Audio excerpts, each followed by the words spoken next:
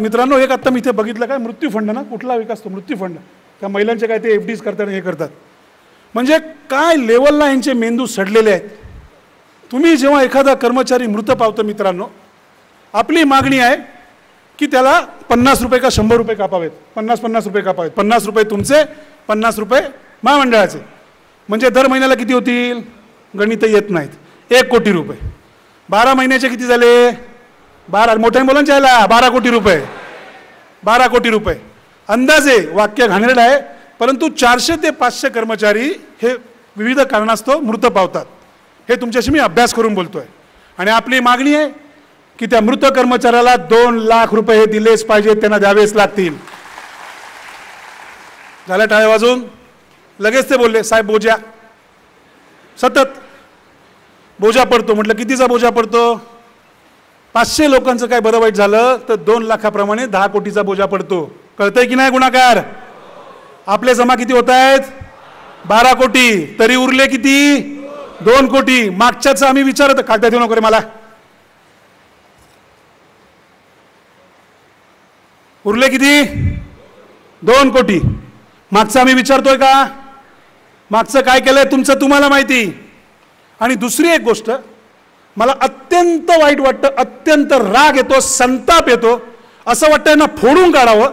जेव्हा मी यांचे कराराची कागदपत्र वाचली मागच्या, त्यात असं लिहिलं होतं की काहीतरी एखादी व्यक्ती मरण पावल्यास त्या खात्यातील जे पैसे असतील ते पैसे त्याला काहीतरी 3 वर्ष का 5 वर्ष हे कंपल्सरी ST बँकेमध्ये FD करायला पाहिजेत. लाज नाही वाटत. हा नियम काढताना तुम्हाला शरम कशी नाही वाटली, आणि तुम्ही गाढवासारख्या सह्या केल्यातच कशा. ती बाई विधवा झालेली असते, विधवा. का डोकं आहे का मडकं आहे तुमचं. त्या बाईची पोरं पोरकी झालेली असतात, त्याचे आई बाप रस्त्यावर आलेले असतात, आणि तुम्ही निर्लज्जपणे ते पैसे 5 वर्ष FD ठेवता. मग तिन्ही चरितार्थ कसा चालवायचा, काय करायचं तिने स्वतःला, कसं जगवायचं मुलांना, कसं शिक्षण घडवायचं. लाज नाही वाटत तुम्हाला. बेधडकपणे तुम्ही सह्या करता याच्यावरती, बेशरम. त्या बाईने करायचं काय, तो नवरा गेला म्हणून विधवा म्हणून जगायचं, परक्या पुरुषांच्या नजरा तिच्यावर पडणार, हाताला तोंडाला पैसे नाहीत, आणि पुन्हा 5 वर्षांनी तिने ठरवायचं. तुम्ही ठरवणार की तुम्ही FD करायची म्हणून. कोण आहात तुम्ही. हे आम्ही व्हायला देणार नाही म्हणजे नाही, लक्षात ठेवा. त्वरित तुम्हाला 2 लाख रुपये हे द्यावेच लागतील, नाहीतर कानफडा फोडली जातील तुमची. लाज नाही वाटत अशा प्रकारच्या गोष्टी करायला. स्वतःच्या घरी घडलं तर काय कराल, काय सांगा स्वतःच्या घरच्यांना. मी काय सांगू माझ्या बायकोला, तू विधवा झाली आहेस, 5 वर्ष पैसे बँकेत आहेत, तोपर्यंत धंदावर सांगू तिला. लाज नाही वाटत. संताप कसा होत नाही कोणाचा. वाटेल त्या गोष्टी करायच्या, वाटेल त्या प्रकारच्या डिमांड करायच्या, आणि तुम्हाला नागवायचं, तुम्हाला हगवायचं, आणि तुम्ही नुसते मुर्दासारखे बसलेला आजपर्यंत. आपल्याला काय मिळतंय, आपल्याला काय मिळणार आहे, आपल्या आयुष्यात काय वाढून ठेवलंय, ह्याचा विचार तुम्ही कधी करणार आहात मित्रांनो. तुम्ही आहात म्हणून ST आहे, लक्षात ठेवा. तुम्ही आहात म्हणून 250 कोटी लोक या भारतात, या महाराष्ट्रात प्रवास करतायत, हे कृपया लक्षात ठेवा. मी तुम्हाला हात जोडतो मित्रांनो. संताप आला आहे तुम्हाला, संताप. ह्या तुमच्या हक्काच्या मागण्या आहेत. अविनाश अभ्यंकर तुमच्यावर उपकार करत नाही, राज्यसभेने तुमचं भलं करण्याकरता मला नेमलेलं आहे. हे पहिलं लक्षात घ्या. मी तुमचा नेता नाही, मला तुमचा भाऊ व्हायचंय, हे पहिलं लक्षात घ्या. मला तुमच्या घरात व्हायचंय, हे पहिलं लक्षात घ्या. हे काय केलंय, काय झालंय, काय हे काय मांडून काय ठेवलंय, या करारावरती आपण बोलणार आहोत. हा करार तुम्हाला मान्य आहे, मान्य आहे तुम्हाला सर्वांना. नक्की नाही आहे, 100% साथ देणार. मग नोव्हेंबरच्या पहिल्या आठवड्यात या महाराष्ट्रव्यापी पूर्ण महाराष्ट्रातनं 1 लाख कर्मचाऱ्यांचा मोर्चा निघाल्याशिवाय राहणार नाही. हा मी तुम्हाला दिलेला शब्द आहे मित्रांनो. आजपर्यंत झाली तेवढी चेष्टा बस झाली. खूप खेळले तुमच्या जीवाशी. एकदा काय ती निर्णायक लढाई होऊन द्या. एकदा जगू किंवा सगळेजण बायका पोरांसकट बोलू. पास झाला. आता सतत सांगायचा अत्यावश्यक कायदा, अत्यावश्यक कायदा. होय, आम्हाला मान्य आहे, आम्हाला मान्य आहे. ST अत्यावश्यक आहे, त्यातनं प्रवास करणारी जनता अत्यावश्यक आहे, त्यातनं जाणारा माणूस अत्यावश्यक आहे. मग माझा कर्मचारी अत्यावश्यक नाही काय, त्याला जगण्याचा अधिकार नाही काय. त्याच्या बायका मुलांना चांगल्या साड्या घालण्याचा अधिकार नाही काय? त्याच्या मुलांना शिक्षणाचा अधिकार नाही काय? त्याच्या मुलीच्या लग्नाचा अधिकार चांगला नाही काय? त्याच्या घरात अन्नधान्य नको का? तुम्ही नुसते बसणार, तुम्ही पैसे खाणार आणि हा कर्जबाजारी भिकारी होऊन जगणार? लाज नाही वाटत? मग म्हणायचं आम्ही संतापतो आणि मारामाऱ्या करतो. मग काय करायचं? तुम्हाला देवघरात बसवू? राग येणारच, येतच राहणार. आम्ही सांगू तसा करार करा, कामगारांच्या भल्याचा करार करा, एवढं मी आता त्यांना विनंती करतोय. पुन्हा सांगतो, विनंती करतोय, कामगारांची चेष्टा करू नका. कृपया कामगारांची चेष्टा करू नका. चेष्टेचा करार झाला तर आम्ही तो करार व्हायला देणार नाही म्हणजे नाही. मित्रांनो, ह्याच्यामध्ये वेगवेगळे पॅराग्राफ दिलेत, हे वाचा एकदा आपलं.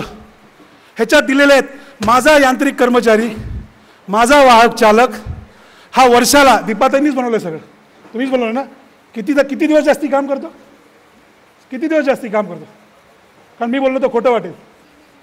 90 दिवस तुम्ही जास्ती काम करता. हा बघा इथे ऍक्ट लिहिला, ऍक्ट. सॉरी, मला माफ करा, मी विसरलो होतो मग क्षणात. MTW act. जे आपण बोलतोय ते कायद्याने मागतोय. आपण काय मागतोय याची आपल्याला जाण आहे. राज साहेबांचं मार्गदर्शन आहे. मित्रांनो, MTW ऍक्ट प्रमाणे त्यांची जर शॉप अँड एस्टॅब्लिश ऍक्टमध्ये जे प्रशासकीय कर्मचारी येतात, चालक, वाहक आणि यांत्रिक कर्मचारी यांच्या जर तासांची तुलना केली, ह्यांच्या जर कामाच्या तासाची तुलना केली, तर माझा ड्रायव्हर, माझा कंडक्टर वर्षाला जवळपास 185 दिवस जास्ती काम करतो. हा चार्ट बनवलाय, टाळ्यांकरता घेतलेलं वाक्य नाहीये, जो सन्माननीय मुख्यमंत्र्यांना दिलेला आहे, जो सन्माननीय गोरे साहेबांना दिलेला आहे, जो सन्माननीय कपूर साहेबांना दिलेला आहे. माझी त्यांना कळकळीची विनंती आहे, आता तरी माझ्या ड्रायव्हर, कंडक्टर, यांत्रिक कर्मचाऱ्यांचा विचार करा, नाही तर तो वरून बघतोय. तो देव जर तुमच्यावर रागवला तर मग काहीच होऊ शकणार नाही. निदान त्याला तरी घाबरा की आपण 1 लाख लोकांशी खेळत नाही आहोत, तर आपण 4 लाख लोकांच्या जीवाशी खेळतो आहोत. आणि हे सगळं पुराव्याने दिलं. मित्रांनो, 185 दिवस जर माझा ड्रायव्हर, कंडक्टर काम करत असेल आणि त्याच्यासमोर त्याला कॅश कमी आली की लूट, त्याच्या ATM मशीनमध्ये अपार, साधं अभिमानाची, स्वाभिमानाची गोष्ट त्यांना जपता नाही आली. मित्रांनो, साधी गोष्ट, ज्या ठिकाणी आपण नोकरी करतो, बायको आपलंच घालते ना मंगळसूत्र गळ्यात, का दुसऱ्याचं घालून फिरते? मग तुम्ही जर प्रशासनामध्ये नोकरी करता, महामंडळात नोकरी करता, मग तुमच्या गळ्यात ट्रायमॅक्सचा पट्टा कशाला? किती छोटी गोष्ट आहे मित्रांनो, पण ती अभिमानाची आहे, ती स्वाभिमानाची आहे की होय मी महामंडळात नोकरी करतोय, हो इकडनं मी पगार घेतोय, पण गळ्यात पट्टा ट्रायमॅक्सचा कशासाठी? कुरिअर कंपन्या तुम्हीच घेऊन जाताय, दिवाळीच्या गोष्टी तुम्हीच घेऊन जाताय, सर्व तुम्हीच नेताय. कंदील तुमच्या घरात लागत नाही, तुमच्या घरात कुठले सण साजरे होत नाहीत म्हणजे कर्ज काढून साजरे होतात. मुलांचं शिक्षण कर्ज काढून केलं जातं.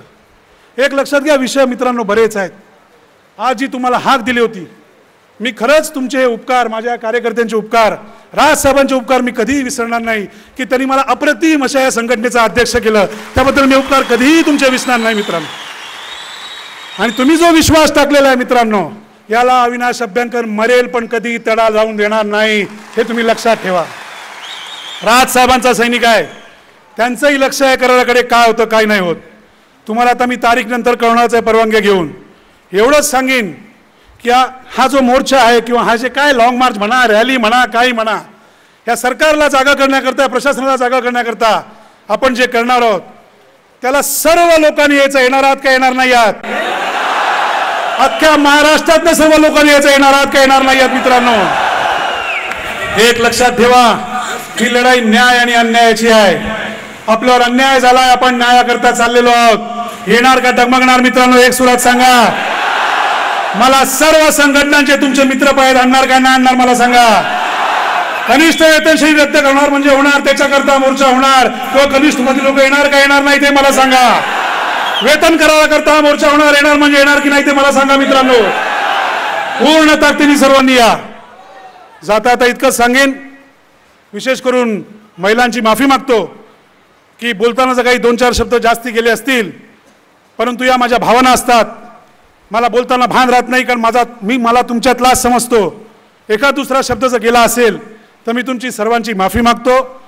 पुण्याच्या जयराज लांडगे व इतर सर्वांचं, पुण्याच्या जयराज लांडगे व इतर सर्वांचं, त्याचे सर्व जे पदाधिकारी, विजय राजपूत आहे, हे सर्व मला सगळ्यांची नावं आता माहीत नाहीत, पण या सर्वांनी मेहनत घेऊन आणि सर्वात महत्त्वाचं आत्ता या अत्यंत प्रतिकूल परिस्थितीत बऱ्याच ठिकाणी पाऊस आहे, पूर आहे, बऱ्याच ठिकाणी मला वाटतं आता आमच्या त्या मिश्राच्या मध्ये 2-3 गाड्या काहीतरी घसरल्या मिश्राच्या, तर बऱ्याच ठिकाणून आपण आलात, महाराष्ट्राच्या कानाकोपऱ्यातून आलात, त्याबद्दल तुमचे मी आभार मानणारच आहे. परंतु एक गोष्ट सांगणार आहे की आता जेव्हा डेपोडेपोत जाल तेव्हा जे विचार मांडलेत ते कृपया सर्व आपल्या सहकाऱ्यांपर्यंत पोचवणार की नाही मित्रांनो? ते नीट पोचवा मित्रांनो.